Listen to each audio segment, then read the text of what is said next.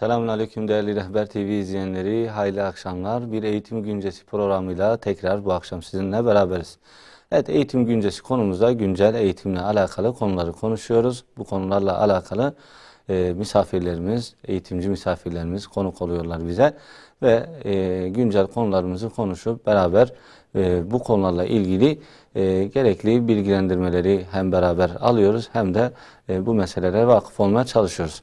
Evet, bu akşam da değerli konuğumuz Yahya Uğraş hocamız bizimle beraber. Hocam hoş geldiniz. Hoş bulduk. Nasılsınız? İyisiniz inşallah. Çok teşekkür ederim. Siz de iyisiniz inşallah. Hamdolsun, çok şükür. Allah razı olsun. Eyvallah. Evet hocam, bu gerçi Mart ayına girmiş olduk ama 28 Şubat'ın bir dönemini daha, hatırasını daha geride bıraktık. Bir 28 Şubat daha geçti. Birileri 1000 yıl sürecek demişti. 1000 yıl süreceğini söylüyordular ama çok şükür onların kurmak istedikleri hem düzen kurulmadı hem de Allah Celle Celaluhu onların kurduğu tuzağa karşılık onları rezil rüsva etti. İnşallah bir daha bu günler yaşanmaz ama maalesef 25 yıl geçti bunun üzerinden. Olayın birçok yönü konuşuldu, birçok yönüne değinildi. Ama özellikle programımızın da formatına uygun olarak bu eğitimle alakalı konularda İmam Hatipler o dönem kapatılmıştı ve meslek liselerine de katsayı zulmü getirilmişti. Eğitimde başörtü yasağı gelmiş ve bu yasak da ciddi anlamda mağduriyetlere neden olmuştu. Evet. Bunu da bir darbe sadece siyasi arenaya yapılmış bir darbe değildi, alana, ayağa değil. Gerçekten de eğitime de büyük bir darbe indirilmişti. Bu minvalde değerlendirirsek bu konular etrafında 28 Şubat'ın bizim eğitim sistemimize, eğitim sürecimize ne gibi zararları oldu, neler yaşandı? Evet, öncelikle böyle bir yayına hazırladığınız için teşekkür ederim.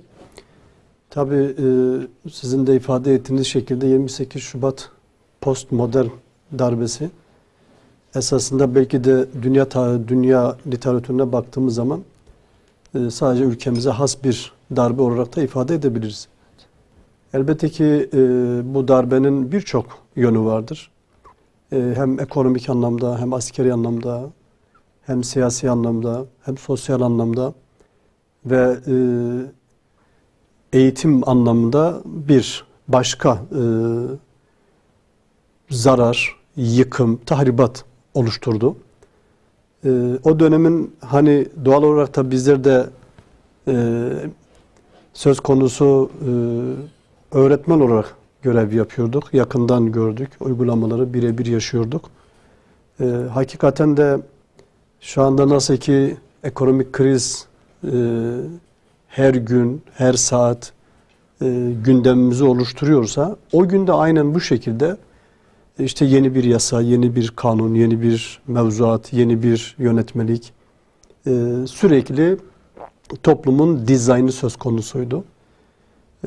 Tabii ki bu dizaynın temelinde 1997 yılındaki rahmetli Erbakan'ın iktidarı döneminde bir rot balans ayarıydı. Yani siyaseten o dönemde özellikle Müslümanların Türkiye'deki özellikle inançlarının gereğini yerine getirmeye çalışan ve kendisine yakın olarak gördüğü rahmetli Erbakan Hoca'yı iktidara taşınmasından kaynaklı olarak dönemin özellikle ABD'si, NATO'su ve diğer Avrupa ülkelerinin Türkiye'ye bir ayar vermeye çalıştılar.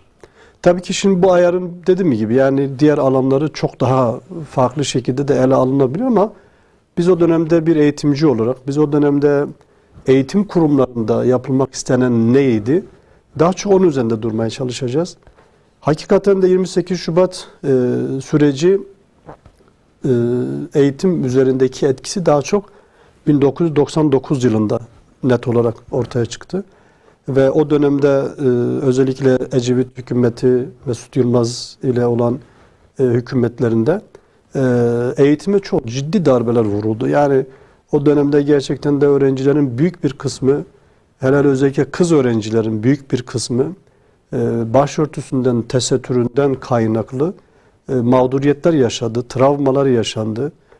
Çok psikolojik sorunlar yaşadılar. Çünkü düşünün Özellikle bu kesim hakikaten de inançlı Anadolu insanlarının etinden, dişinden, tırnağından vazgeçerek bir şekilde çocuklarını okutmuşlar. Ve belli yerlere getirmişler. Üniversite kapılarına sokmuşlar.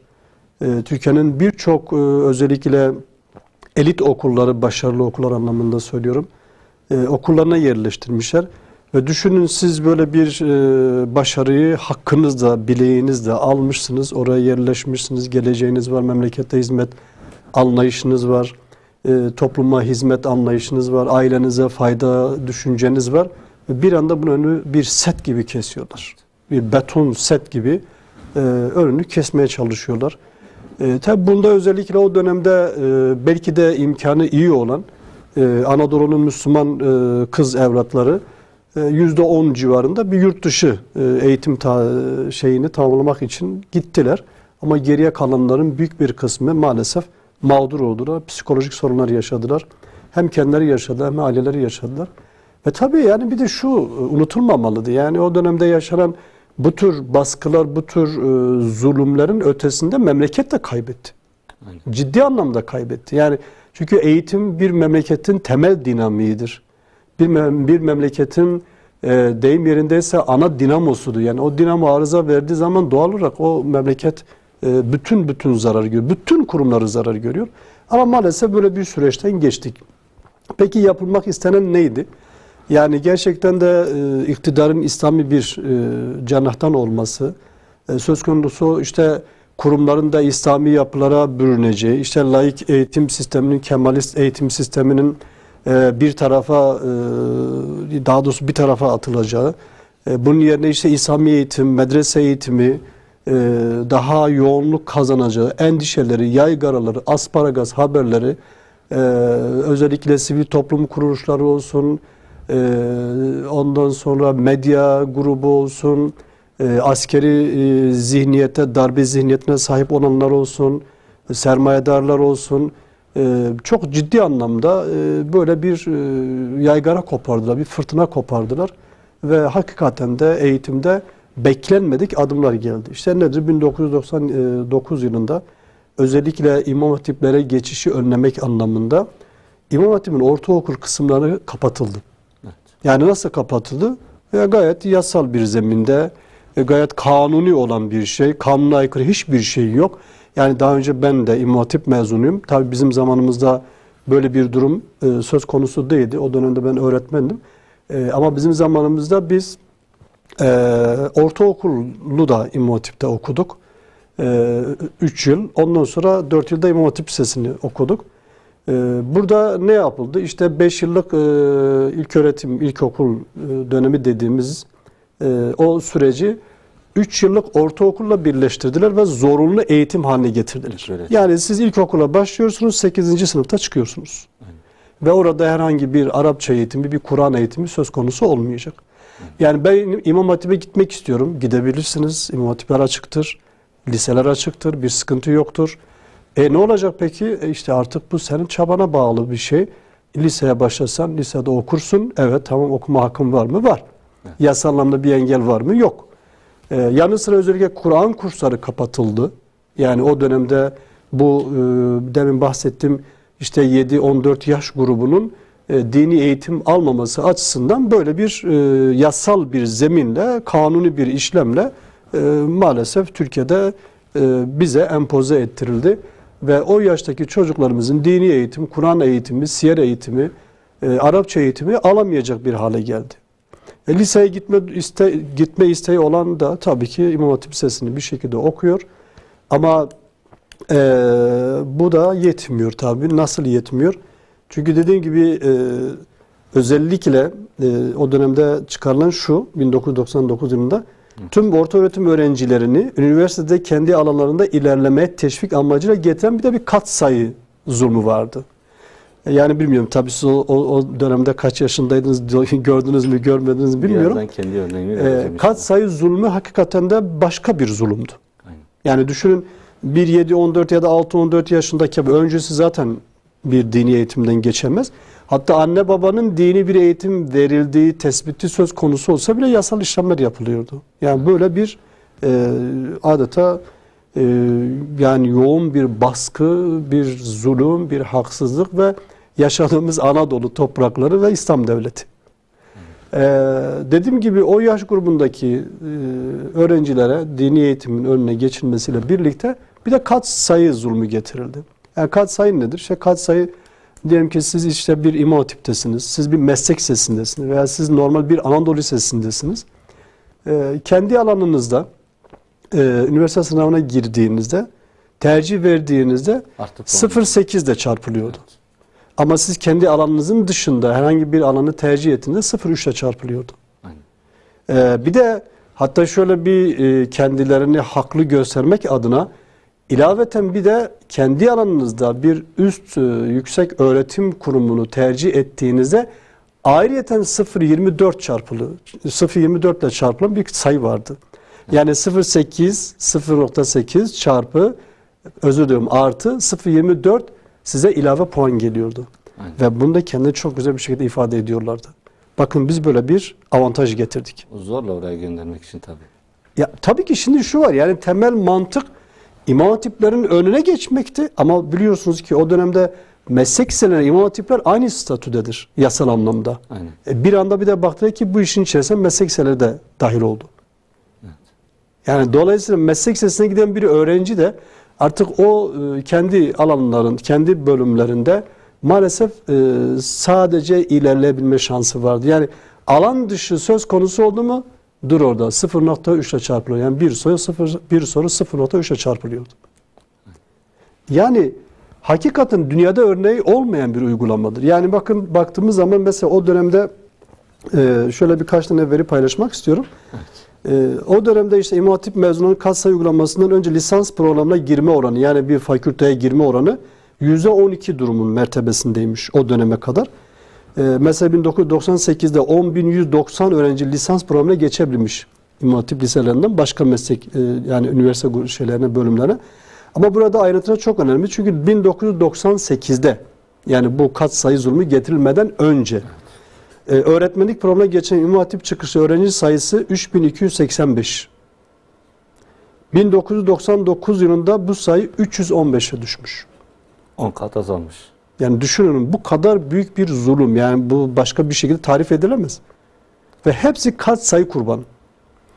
Aynı şekilde hukuk fakültesine geçen İmam Hatip kökenli öğrenci sayısı 232 iken 1999'da getirilen katsayı zulmüne binaen 54'e düşmüş. Yine siyasal bilgilere geçenlerin sayısı 220 iken İmam Hatip'te olup da siyasal bilimler fakültesi, ki o dönemde gerçekten çok popülerdi. Evet. Yani bizim zamanımızda da, hatta yani benim de tercihimdi yani siyasal bilgiler fakültesine yerleşmek adına. Ama katsayı zulmüyle birlikte bu sayı 97'ye, 220'den 97'ye düşüyor. Yani bunun gibi sonuç olarak İmam Hatip çıkışlı olup da lisansa geçen öğrenci sayısı 10.190'lardan 4.200'lere düşmüş. Yani siz yani çok rahat bir uygulamayla, kanuni bir uygulamayla söz konusu Anadolu gencinin, kızı olsun erkeği olsun fark etmiyor, kurduğu hayalin önüne geçtiniz. Dünyasını yıktınız, tahribatlar meydana getirdiniz.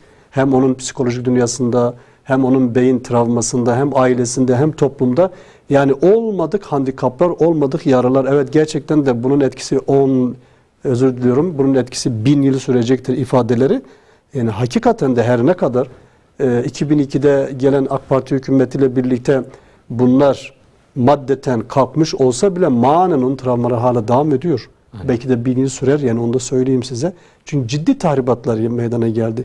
Ve düşünün, o dönemde birazdan da mesela özellikle bu başörtülü kızlarımızın yaşamış olduğu o zulümlerden bahsedeceğim. Yani düşünün, ondan dolayı okulunu terk etti. Hayata atıldı. İşte evlendi, çoluk çocuk sahibi oldu ve bir daha okulu göremez oldu. Yani bu onun içinde kaldı ya. Çocuğuna anlatıyor. Çocuğun annesinin görmüş olduğu bu zulmü kendi dünyasında bilinçaltına alıyor ve o gidecek, devam edecek. Benim annem böyle zulümler gördü. Yani dolayısıyla gerçekten de bunun yani izleri kolay kolay silinmez. Yani hala da devam ediyor. Yanı sıra özellikle yine o dönemde Çağdaş Yaşamı Destekleme Derneği Başkanı, ki malum o dönemi bilenler bilen Türkan Saylan. Gerçekten de bu hususta şöyle söylüyor. Diyor ki yani kız çocuklarının imam da hatip de olacağı yok. Evet. Yani kız çocuklarının bu okullara alınmasının amacı belli. Siyasal amaç. Evet. Ve nitekim diyorlar işte İmam Hatipler bizim arka bahçemizdir şeklinde. Yani böyle bir safsatayla, böyle bir yaygarayla, toplumu ikna yöntemiyle de çok rahat bir şekilde de kendilerini ifade edebiliyorlardı. Mesela yine yani bu katsayı bir zulümdür ona söylendiği zaman da evet kabul ediyorum ama yani bu hafifletilebilir. İşte nasıl örnek veriyorum?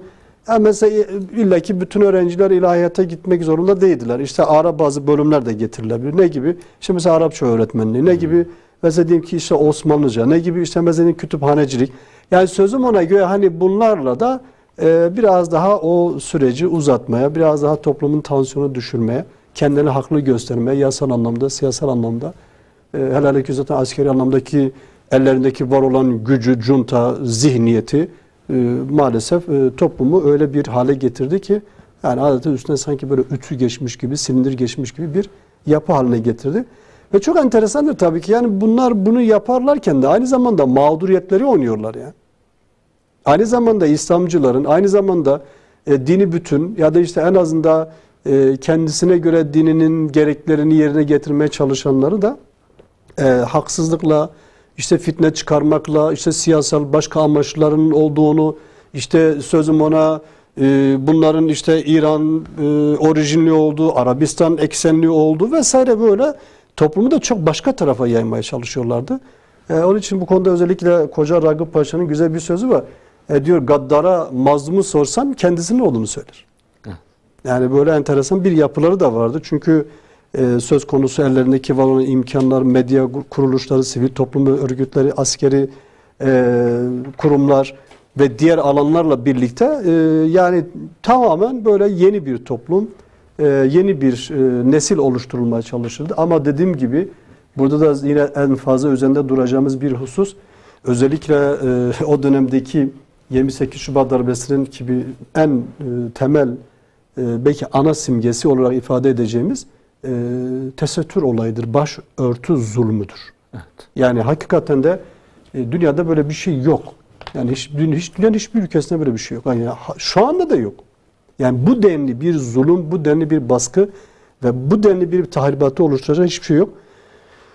28 Şubat 1997'de Milli Güvenlik Kurulu'nda alınan kararlardır. İşte bu kararlarda toplumun her kesiminde başı örtmek, namaz kılmak, oruç tutmak, gümüş yüzük takmak gibi uydurulan sebeplerle insanlar fişlendi. Özellikle Batı Çalışma Grubu, askeri yapının içinde bulunanlar, bütün kurumlarda kendine adamlarını bir şekilde tespit edip iletişim halinde organizeli bir şekilde aldıkları raporlar doğrultusunda bu raporları daha çok rapordan ziyade daha çok briefinglerle. Yani düşünün bir devleti briefing. Yani nedir? Her kurumun verdiği bilgilerle yönetiyorsunuz. Evet. Oysa bir devletin temel bir yasası var. Bir devletin hiyerarşik bir yapısı var. Bu hiyerarşik yapıya bağlı olarak sizin aldığınız bilgiler, bu bilgilerin değerlendirilmesi, somutlaştırılması, delillendirilmesi ve ona göre siz üst mercilere aktarırsınız. Üst merci ona göre bir mekanizma geliştirir. Ona göre bir siyasi argüman geliştirir. Ona göre bir yönetim formatını belirlemeye çalışır. Ama maalesef işte askerlerin verdiği briefingler, maalesef işte özellikle yargı kurumlarının zoraki askeri araçlarla söz konusu belli kurumlara götürüp aldıkları briefingler çerçevesinde operasyonlar düzenleniyordu. Aynen. Yani buna rot balans ayarı olarak da ifade edilebiliriz. Ve bir de özellikle yani dünyada hiç görülmemiş bir şey, duydunuz mu duymadınız mı? Kamusal alan diye bir şey çıktı ortaya. Evet. Kamusal alan. Yani devletin sözüm ona egemen olduğu kurumlar kamusal alandır. Yani siz evet başörtü takabilirsiniz ya biz size bir şey demedik ki. Çarşıda, pazarda evinize başörtüsü takabilirsiniz. Ama bir devlet kurumuna girdiğiniz zaman çıkaracaksınız. Hizmet almaya dahi gitseniz. Aynen hizmeti veriyorsanız da. Evet. Yani o kurumda hizmeti veriyorsanız da buna hakkınız yok. Aynen. Burası kamusal alandır ki böyle bir kamusal alan ifadesi dediğim gibi Yani dünyada hiçbir tanımı olmayan bir şeydir. Sadece dedi yani yasal bir zemin oluşturulup işte kamusal alana aykırı şekildeki ifadelerle maalesef o dönemde ciddi anlamda zulümler yapıldı. Özellikle dediğim gibi en çok bu hususta mağdur olanlar maalesef başörtülü kızlarımız, bacılarımızdı.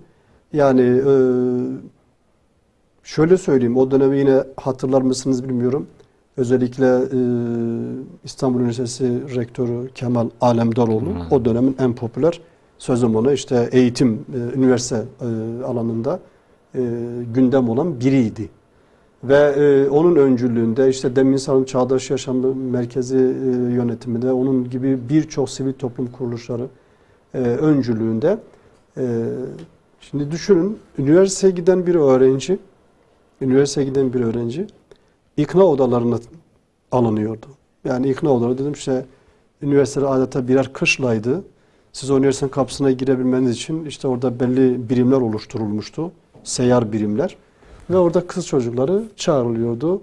İşte üniversitenin rektörü dahil olmak üzere. Yani dekanlar, öğretim görevlileri ve alt kademedeki diğer öğretim görevlileri yani en etkin, en yetkin ikna kabiliyeti en üstün olan eğitimciler orada o kız çocuklarına esas olan memlekete hizmettir. Esas olan demokrasidir. Esas olan işte Kemalizm eğitim sistemidir.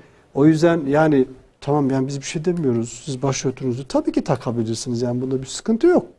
Sözden biz de aynı şey. Benim annem de başörtülüdür. Evet. Benim dedem de çarşaflıdır. Böyle çok güzel bir şekilde de ifade ediyor. Ama yani burası bir kamusal alandır. Buradan girdiğiniz zaman başörtünüzü çıkarın. Hedefinize ulaşın. Sonra istediğinizi yine yaparsınız. Üniversiteden çıktıktan sonra yine takarsınız başörtünüzü. Yani düşünebiliyor musunuz? Yani hani ayet-i kerimenin ifadesiyle siz kitabın bir kısmına iman edip bir kısmına inkar mı ediyorsunuz? Buraya girince bunu uygulamak. Bu an için buraya girdiğiniz zaman inanmayacaksınız, dışarı çıktığınızda inanacaksınız. Yani böyle bir İslami anlayış ve ben bu İslami anlayışı da benim sözüm ona dinime savaş açan kesim şahsiyetler aracıyla öğreniyorum. Bana onlar bunu öğretiyorlar. Yani gerçekten çok vahim bir tablo. Yanı sıra biraz daha hafifletmek anlamında işte efendime söyleyeyim peruk takabilirsiniz. Ve saçını dışarı çıkmıyor. Yani bunu onlar söylüyorlar ve işte peruk modası çıktı ortaya. Yanı sıra maalesef işte bugün özellikle Mısır'daki İhvan'ın yasal, haklı olan mücadelesini baltalamak ve dini bir kisveyle onu söz konusu toplumun nezdinde itibarsızlaştırmak anlamında biliyorsunuz Ezher Şeyhi çıktı. İşte devlete karşı, hükümete karşı gelmenin asilik olduğu, böyle bir uygulamaya kimsenin girmemesi gerektiği şeklinde bir fetvası vardı mealen söylüyorum. Maalesef o dönemde de benzer şahsiyetler ve yapıların da maalesef diyorum özellikle işte teferruat kavramıyla karşılaştık. Yani başörtüsü bir teferruattır. Esas değil. Esas değildi. Yani İslam'ın temel rükünü değildir. İslam'ın teferruatıdır. Yani detay olan bir şeydir. Vazgeçilebilir. Yani siz bunda hedefinize ulaşmak için söz konusu çıkartabilirsiniz. Burada sorun yok. Ve o dönemde özellikle de en çok bizim tesettürlü ve başörtülü kızlarımızın en büyük darbesi de oradan geldi maalesef. Aynen. Yani çünkü bakın bir darbe var. Bir junta darbe gerçekleştiriyor. İşte Müslümanlar bu konuda fişleniyor. Özellikle başörtülü olan kızlarımızın eğitim hakkını gasp etmek anlamında her türlü baskı var. Tamam buna eyvallah. Yani çünkü orada biliyorsunuz bakın size bir savaş açılmış. Yani belki savaş kanunu biraz ağır gibi geliyor ama maalesef yani o şekilde ifade edebiliyoruz. Ama bir yanı sıra sizin daha düne kadar kol kola gezdiğiniz, beraber üniversite kapısından girdiğiniz, aynı sınıfta oturduğunuz, aynı sırayı paylaştığınız, aynı mescide gittiğiniz sizin yanınızdakiler maalesef teferruat düşüncesiyle ya da fetvasıyla çok rahat bir şekilde sizin düşmanınıza destek vererekten hatta ve hatta şöyle bir argüman geliştiriyorlar. Ya siz var ya bu üniversitelere gerçekten de siyasal amaçlı olarak geliyorsunuz. Eğer sizin amacınız hakikaten eğitimse, memlekete hizmetse, ailenize, toplumuza hizmetse bakın yanınızdakiler işte ne güzel. Başörtüden çıkardılar. Peruk taktılar. Sıkıntı yok ya. Demek ki Siz başka bir amaçla geliyorsunuz. Müsaade etmiyoruz. Düşünün bakın haklı olduğunuz bir mücadeleniz o kadar itibarsızlaştırılıyor ki o kadar uygun sözüm ona herkesin yani böyle kanabileceği kitleleri söylüyorum. O kadar itibarsızlaştırma şeyleriyle, uygulamalarıyla farklı bir alana çok rahat bir şekilde dönüştürülebiliyor. Dediğim gibi yani hakikaten de çok böyle bir yoğun bir operasyon, yoğun bir zulüm. Başörtülü kızlarımızın üniversite kapılarındaki o ağlamaları, sızlamaları, efendime söyleyeyim işte bedduaları, protestoları, ailelerini arkalarına almaları, bunu yasal anlamda haklarını ve hukuklarını aramak adına, savunmak adına yaptıkları bütün girişimler olumsuz, sonuçsuz kaldı. Evet. Yani düşünün, biri size haksızlık yapıyor, sizin o hakkınızı aramak için sözüm ona bir hukuk sisteminiz var. Başvuruyorsunuz oraya, orada da red alıyorsunuz. Hatta suçlu görüyorlar sizi. Suçlu görüyor. Hatta mesela şöyle bir parantez açayım. O dönemde rahmetli Erbakan'ın işte rahmetli Erbakan mecliste yürürken yani normal bir subay konumunda olan yani general olmayıp tabii general altı bir komutan koridorda rahmetli Erbakan'ın omuzuna çarpıyor. Başbakan. Ve o dönemin başbakanı. Yani Türk devlet yönetimi mekanizmasını ayaklar altına alıyor. Yani Türk devlet mekanizmasında böyle bir şey yok. Uygulamasında böyle bir şey yok. Adet ve örfünde böyle bir şey yok. Yani bu denli bir şey. Ve o dönemin özellikle şu anki kamu başdenizcisi Şeref Malkoç'un kendi ifadesidir. Diyor biz bir de başka bir komutan da özellikle küfrediyor başbakana. Ve diyor biz de açtık anayasayı. Dedi ki başbakanımıza biz de aynısını yapalım. Diyor rahmetli Erbakan dedi ki hayır yapmayın. Hukuk ne diyorsa onu yapınız. Diyor biz de sözüm buna hukuku açtık. Evet baktık dava açtık. Diyor Genelkurmay Başkanı'nın bize verdiği cevap hukuk üzerinden. Siz bir daha böyle bir şikayette bulunursanız bundan daha büyük bir darbe yersiniz. Buyurun hakkınızı ne de arayacaksınız. Maalesef. Yani böyle bir zulüm, böyle bir haksızlık. Yani gerçekten de o dönemde bu süreci yaşayan tüm bacılarımızın Allah-u Teala vermiş olduğu mücadeleleri mükafatlandırsın. Amin. Yani büyük bir mücadele verdiler. Yakınımız, beraber olduğumuz aynı aile bireylerinden de bu zulme maruz kalan maalesef çok kişi oldu. Ama dediğim gibi önemli olan yaptığınız her işi Allah'a havale etmenizdir. Verdiğiniz her mücadeleyi lillah için olmasıdır. Allah rızası için olmasıdır. Siz eğer Allah rızası için böyle bir mücadele verirseniz eninde sonunda galip gelirsiniz. Yani varsın 3-5 yılınız, varsın işte dünyadaki kaç yılınız heba olsun. Ama belki zahiren hebadır ama manen bunun mertebesi o kadar, makamı o kadar yücedir ki bunu en iyi bilen Rabbimizdir ve bu şekilde de mükafatlandıracağına da imanımız yakındır. Gerçekten de o dönemde zulüm gören birçok yani büyük bir kısmı da diyelim işte daha sonra AK Parti hükümetiyle birlikte öğrenci afıyla tekrar dönüş sağladılar, okullarını bitirdiler, geri döndüler ve şu anda devletin birçok mekanizmasında da görevlerine devam ediyorlar. Rabbim onların dediğim gibi ecirlerini fazlasıyla artırsın inşallah. Amin. Bugün okuduğum bir haberde hocam, Evet. Ürdünlü bir yaşlı amca Kudüs işgal altına girdikten sonra yani fiilen orada bazı tahakkümler başladıktan sonra çok sevdiği çayı bırakma kararı almış. Kudüs özgürleşene kadar, bu despotluk gidene kadar çay içmeyeceğim demiş. Yaklaşık o da 20 küsurat senedi çay içmiyordu. Gerçekten sırf bana hatırlatsın diye Evet. bana bu davamı, bu bilincimi hatırlatsın diye içmiyormuş. Evet. Yani dediğiniz gibi 1000 yıl sürmedi belki siyasi anlamda ama halen etkileri Kesinlikle devam ediyor. Yani o devam ediyor. Ben lise yıllarımda, lise 1'de bir tane 2008 yılı olmasına rağmen yani AK Parti hükümeti gelmiş, bazı rahatlıklar var. Sınıfımdan bir kız öğrenci arkadaşımız normalde dışarıda başörtülü. O zamanlar daha da devam ediyordu bu başörtüsü zulmü. 2011-12'ye kadar devam etti. Hani girerken başını rahat açıp geçiyorlar zaten içeriye. Çıktıktan sonra hani başlarını örtecekleri bir aynanın karşısına örtmek ister bir kadın. Okul müdürüne gittiler işte hocam içeride lavaboda örtüp çıksak okul müdürü bunu bile kabul etmedi. 2008 yılı olmasına rağmen bunu bile kabul etmiş. Evet. Burası kamusal alan. Evet. İşte bizi Show TV, Kanal D, Uğur Dündar gibi medya bizi afişe eder korkusuyla.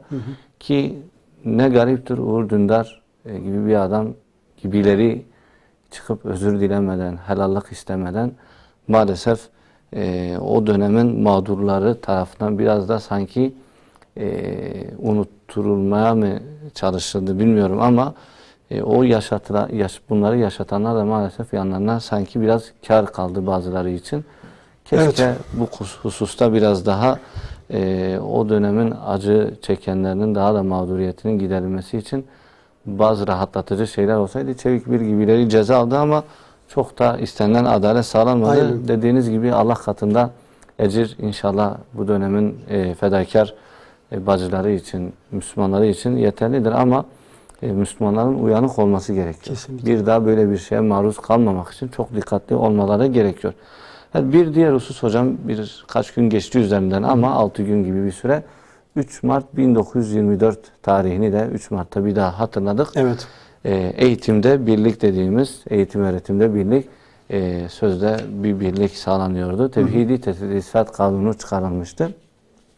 Bu kanunla tabii laik bir eğitim sistemine, çağdaş bir eğitim sistemine geçiş bahanesiyle İslami eğitim kurumları, medreseler başta olmak üzere bütün dini eğitimin andırıldığı, hatırlandığı her yere kapılarına kilitler vuruldu. Baskınlar düzenlendi. Evet. Oradakiler zindanlara atıldı. Tevhid-i Tedrisat Kanunu'nu konuşursak hocam, bu yasa tam olarak neydi ve eğitim açısından da zararları neler oldu? Olumlu, olumsuz yönlerini konuşursak var mı böyle? Evet. Şimdi tabii ki hakikaten de yaşadığımız ülkenin 100 yıldır yani çok ciddi sorunları olmuş. Çok ciddi sıkıntılar olmuş. İşte sözüm ona muasırlaşmak adına batıdan getirilen ithal birçok inkılap dediğimiz, yasa dediğimiz, kanun dediğimiz getirildi. Fakat bir türlü yani bu yamalar gerçek anlamda karşılık bulmadı ve hala da öyledir. Yani hala da öyledir maalesef. Bakın biz şu anda 2022 yılındayız. Esasında şu an konuştuğumuz konu tam anlamıyla 100 yılın geçtiği 1922 yılında ele alınan konudur.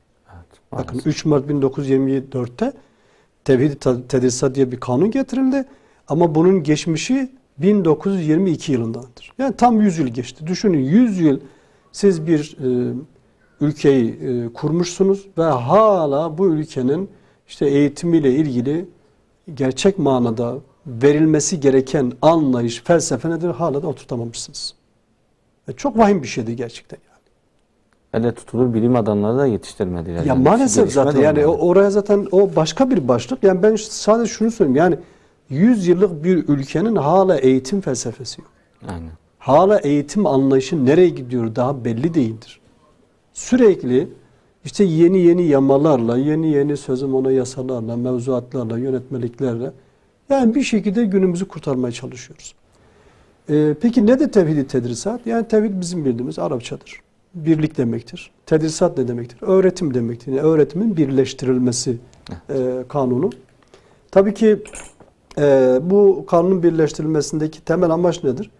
Özellikle o dönemdeki Osmanlı döneminde medreseler, yeni açılan mektepler ki daha önce Osmanlı döneminde mektepler vardı ve medreselerdi. Yani mektepler dediğimiz mahalle mektepleri o dönemde küçük çocukların eğitim gördü. Yani daha çok böyle ilme giriş anlamında. Fakat medreseler ise daha üst düzey akademik anlamda, yani bugünkü ifadeyle belki kısmen üniversiteler, fakülteler anlamında ifade edeceğimiz bir karşılıktı. İfade ettiğiniz şekilde yeri gelmişken söyleyeyim. Hakikaten de yani o dönemde baktığımız zaman birçok bilim insanını görebiliyoruz. Evet. Yani bunu şimdi burada saymaya da gerek yoktur. Yani tüm seyircilerimiz şu anda bir internete girsin, Osmanlı döneminde yetiştirilen ünlü bilim insanları kimlerdir? Orada hepsini tek tek görecekler. Ama Cumhuriyet döneminden bakın 100 yılı geçti. Yani hala deseniz ya kaç tane bilim insanı çıktı? Yani belki bir elin yani parmağı geçmeyecek şekilde birkaç tane isim sayarız. Ve bunların da maalesef ülkeden değil, ülkemizden değil, dışarıdan aldıkları eğitimle belki bir noktaya gelmişlerdir. Örnek vermişler günümüzde mesela Aziz Sancar diye bildiğimiz, yani basit bir örnek olsun diye söylüyorum. Ama maalesef kendisi Türkiye'de eğitim almamış. Şimdi esas buradaki öğretimin birleştirilmesinde mektep ve medrese ikiliğini ortadan kaldırmak anlamında sözüm ona geliştirilen bir projedir. Ama projenin arka planı bu değildir. Yani orada işte mektep ve medrese işte ikili eğitimdir. Nasıl ikili eğitimdir? İki başlılıktır. Nasıl iki başlılıktır? Medreseler evkaf vekaletine bağlıydı. Bugünkü ifade Vakıflar Genel Müdürlüğü'ne. Medreseler, mektepler ise Marif Bakanlığı'na bağlıydı. Yani Milli Eğitim olarak ifade ettiğimiz. Dolayısıyla çok masumane bir söylem, çok masumane bir eylem ve herkesin çok rahat bir şekilde kabul edebileceği. İşte efendime söyleyeyim, yani buna gerek yok. Yani biz eğitim faaliyetlerini hepsini tek çatı altında birleştirelim ve o şekilde eğitimimizi verelim. Yani bir kısmı orada, bir kısmı orada, yani buna gerek yok yani. Bir taraftan Vakıflar Müdürlüğü, öbür taraftan işte Marif Bakanlığı. Yani her biri kendine göre bir eğitim anlayışını veriyor. Dolayısıyla böyle iki yönlü, işte ya ikili bir toplum yetiştirmiş oluyoruz. Buna gerek yok. Bunu bir tek çatı altında birleştirelim ve böylece bütün eğitim hizmetlerini merkezi bir sistemle, merkeziyetçi bir anlayışla geliştirelim. Tabii dediğim gibi yani çok masumane olduğu için çok enteresandır. Yani medreseli şunu düşündü. Ya doğrudur, yani faaliyetimizi tek çatı altında yürütelim. Mektepli de aynı şeyi düşündü. Yani biz de Marif Bakanlığı'na bağlanalım. Zaten Marif Bakanlığı'na bağlıyız. İşte medreselerle birlikte aynı çatı altında yer alacağımız için bu konuda verilecek olan hizmetler daha münasiptir. Yani mektepli ile medreseli bu konuda hiçbir şekilde tartışmaya girmediler. Çok doğru, çok mantıklı ve çok enteresandır. Gerçekten de Millet Meclisi'ne getiriliyor bu yasa, oy çokluğuyla kabul ediliyor. Yani kimse buna itiraz etmiyor. Çünkü arka planda ne vardır görülmüyor. Sadece zahiri olarak kendilerini ilk mecliste ve herkes bunu çok anlayışla karşılıyor. Ama Tevhid Tedrisat Kanunu'nda işte neler vardı? Bir kere medreselerin yüksek kısımları yerine işte ilahiyat fakülteleri. Efendim söyleyeyim, yani orada kimler işte yetişiyordu? İşte dil bilginleri, ulema, ilmiye sınıfı diye ifade ettiğimiz kişiler yetişecekti. Medreselerin ortak kısımlarının yerine İmam Hatip mektepleri açılacaktı. Yani çok masumane, çok uygun, çok güzel bir anlayış sözüm ona. Ama tabii ki buradaki temel amaç nedir? Temel amacı olduğu gibi okuyacağım. Amaç yeni Türkiye'nin muasırlaşmasına uygun yeni elemanları yetiştirmekti. Fakat olmadı. Niye? Çünkü Tevhid-i Tedrisat 10 yıl süreyle uygulanamadı. Yani İlahiyat Fakültesi'nde ve İmam Hatip mekteplerinde maalesef bu yaşatılamadı. Yaşatılması için bir tedbirler alınmadı. Bununla uygulamalara geçilmedi. Ve doğal olarak oraya giden kimse olmadığı için okullar kapandı. 10 yıl. Yani düşünün 1924'te bu karar alınıyor ve 34'te bu kapanıyor deyim yerindeyse. Yani gitmezken yani halk gitmek istemedi değil. Tabii, yani imkan sağlanmadı. İmkan sağlanmadı çünkü hiçbir eğitim verilmedi. Yani ona uygun bir, yani siz şimdi bir ilahiyat fakültesini açıyorsunuz. Orada kim eğitim verecek? Hoca yok.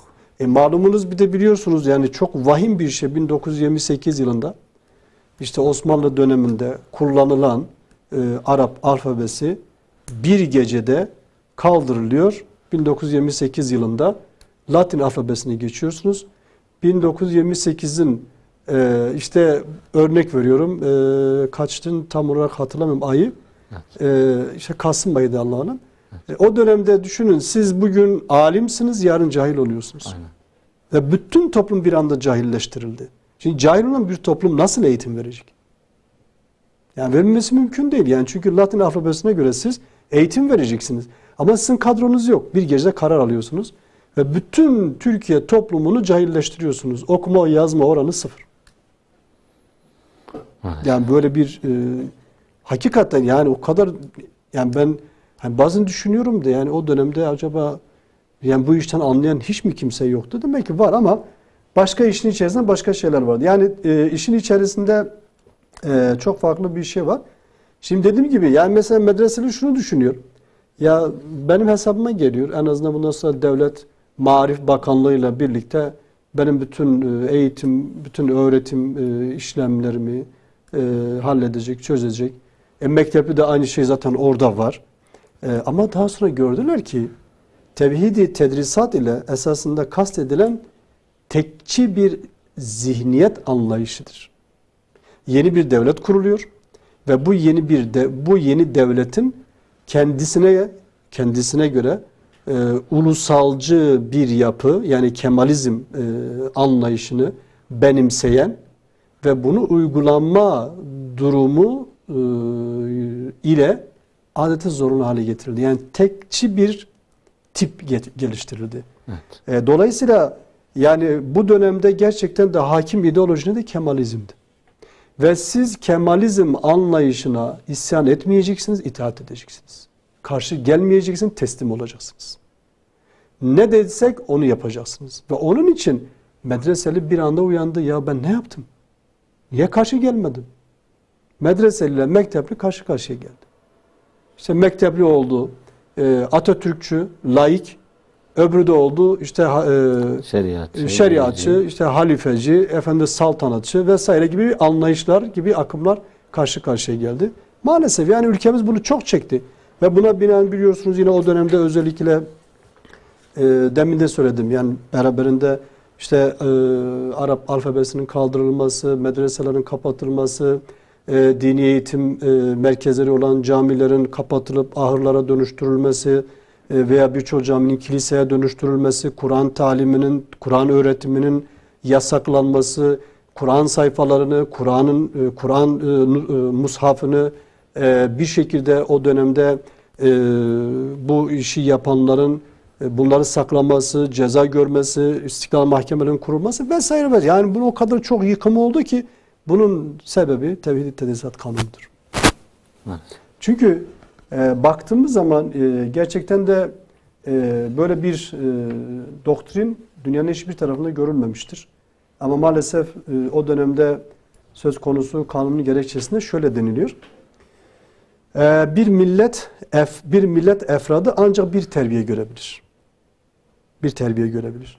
İki türlü terbiye bir memlekete iki türlü insan yetiştirir. Diye söylenmektedir. Ve o dönemde özellikle İsmet İnönü şunu söylüyor. Diyor ki hedefe varmak için her cahilane itiraz ve teşebbüs bertaraf edilecektir. Biz dini değil milli terbiye istiyoruz. Diyerek net olarak amacını burada ortaya koymuştur. Tabii ki gerçekten de milli eğitim bu konuda çok ciddi bir şekilde zarar görmüştür. Bakın şöyle söyleyeyim yine bu konuyla ilgili. Gerçekten de dünyada görülmemiş bir uygulamadır Tevhid-i Tedrisat Kanunu. Zamanımız galiba hızla ilerliyor. Sonra yani konu çok genişti esasında. Evet. Ama şunu söyleyeyim bakın. Şu anki dünyayı konuşuyoruz bakın. Şu anki dünyayı konuşuyoruz. Almanya, Kanada ve ABD eyalet sistemine göredir. Ve orada eğitim eyaletten eyalete göre değişiyor. Bir dayatmacılık. Yani hani orada yukarıda sayıyor ya iki türlü insan yetişme derdi. O zaman burada eyalet sayısı kadar insan yetişiyor. Orayı da geçtik. Hani şimdi siz eyalet mi istiyorsunuz? Şu an bizi izleyenler ya da bizim bu açıklamalarımızı hazmedemeyenler şimdi bir de böyle bir yani bunların dertleri eyalet midir? Değildir. Onu da vazgeçtik. Bakın sayıyorum. Fransa, İngiltere, İsveç, İtalya, Finlandiya, Hollanda bunlar Türkiye'deki yönetim sistemi gibi yönetiliyorlar. Ve burada da eğitim yerel mekanizmalara bırakılmış. Yani belediyelere bırakılmış. Her ilin belediyesi kendisine göre bir eğitim veriliyor. Bakın burada nedir? Yerelden oluyor. Çünkü yerelden siz sorunları daha rahat bir şekilde tespit edebiliyorsunuz. İnsanı daha rahat bir şekilde yetiştirebiliyorsunuz. Siz merkezden yereli göremiyorsunuz. Her yerelin kendine göre farklı sorunları, sıkıntıları vardır. Bugün Hakkari'de olan biriyle İstanbul'da yetişen birinin aynı tedrisat görmesi bir kere büyük bir zulümdür. Büyük bir haksızlıktır. Her ikisi için de haksızlıktır. Çünkü aynı potada eritmeye çalışıyorsunuz. Aynen. Yanı sıra özellikle de bu farklılığı ortadan kaldırmak için bir de özellikle yani dediğim gibi konu çok geniştir ama bakın siz bugün merkeziyetçi bir anlayışla Türkiye'de bütün özellikle AK Parti hükümeti döneminde özellikle 2012'den sonra en fazla pay milli eğitime ayrılıyor. Ve maalesef bir türlü ki siz de belki şu anda bulunduğunuz okulda bir türlü bunun finansmanıyla birlikte okuldaki finansman kaynaklı sorunlarınıza çözüm getiremiyorsunuz. Aynen. Çünkü aktarıldıkça yok oluyor, buhar oluyor para. Nereye gidiyor bu? Ama belediyelerle, ama yerelden siz yaptığınız zaman bir kere devletin o en büyük finans kaynağını siz başka alanda kullanmış olursunuz. Vesaire. İleride nasip olursa bunun üzerinde geniş bir şekilde konuşuruz. İnşallah hocam. Şunu konuşayım özellikle. Dünya İnsan Hakları Evrensel Beyannamesi'nin madde 26'ya 3. Evet. Şöyle diyor. Ana baba çocuklarına verilecek eğitim türünü seçmek hakkını öncelikle haizdirler. Maddesi vardır. Evet. Ama şu anda bize böyle bir hak maalesef tanınmıyor.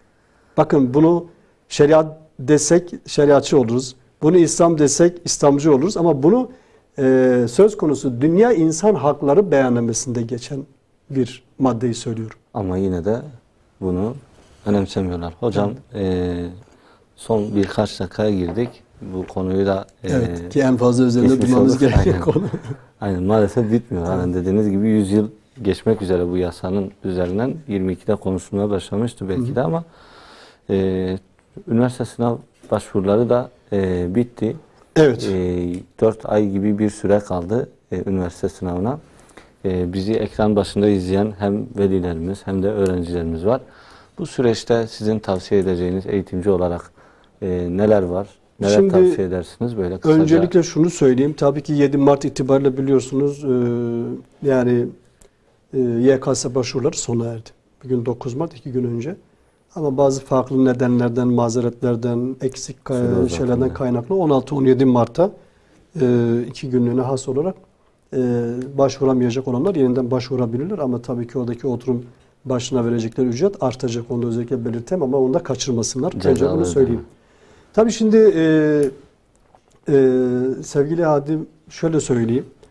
Gerçekten de öğrencilerimizin herhalde özellikle Mart ayı olarak dert ayı diye ifade ediyoruz. Mart ayı kırılma ayıdır. Evet. Mart ayı kırılma ayıdır. Çünkü Mart ayında öğrenci genel manada şu psikolojiye sahiptir. Ben bunu götürebilirim. Yapabilirim. Sonuna kadar. Ya da olmuyor. Havlu atacağım. Mart ayı böyle bir aydır. Evet. Yani çünkü öğrenci işte aşağı yukarı diyelim ki geçen sene Haziran'dan itibaren bir şekilde üniversite kapısını aralamak adına bu faaliyetin içerisinde girmiştir. Aylarca devam ediyor ve geldi Mart ayında. Çünkü Nisan, Mayıs, Haziran zaten tamamen deneme ayıdır. Onu hiç saymıyoruz. Dolayısıyla eğitim anlamında alacağı Nisan ayı veya Mayıs'ın 20'si veya 25'ine kadar bir eğitim vardı. Yani ne kaldı? İşte 2,5 aylık bir zaman dilimi eğitim anlamında. Evet. Dolayısıyla öğrenci burada kendisini çok iyi görüyor. Yani yapabilir miyim, yapamaz mıyım? Havlu atayım mı, atmayayım mı? Ama biz buradan özellikle şunu ısrarla vurgulamak istiyoruz. Değerli öğrenci kardeşlerimize, değerli velilerimize şunu ısrarla söylüyoruz. Öğrencilerimizin bu ayda kendilerine yeni bir format atmasını tavsiye ediyoruz. Velilerimizin bu ayda çocuklarına yepyeni bir anlayışla yakınlaşması gerekiyor. Çünkü siz yeniden kendi küllerinizden doğabilirsiniz. Evet. Çünkü siz yeniden yağınızdan kavrulabilirsiniz. Ve siz yeni bir çalışma biçimini ortaya koyarsanız emin olun ki bu 3 aylık zaman diliminde çok şey başarabilirsiniz. Nedir peki bunlar? Bakın özellikle şu an gençlerimizin özellikle en büyük sıkıntıları alışkanlıklarıdır, olumsuz alışkanlıklarıdır. Bu olumsuz alışkanlıklarını bırakırlarsa çalışmak istedikleri dersleri kendine arkadaş olarak görüp onlara sarılırlarsa ben kesinlikle buna inanıyorum ki yeni bir sayfa açmış olacaklar.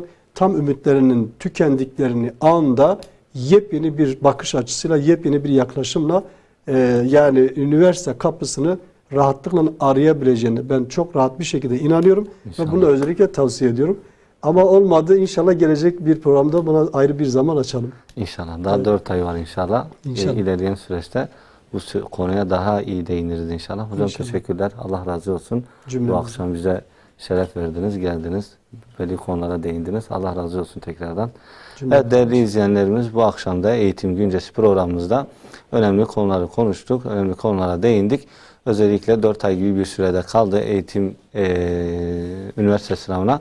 Şimdiden hazırlanan kardeşlerimize de başarılar diliyoruz. İnşallah bu süreci iyi değerlendirirler. Gelecek hafta Eğitim Güncesi programımızda farklı konularımızı, güncel konularımızı tekrardan konuşmak üzere ve buluşmak üzere. Allah'a emanet olun. Hayırlı akşamlar diliyorum.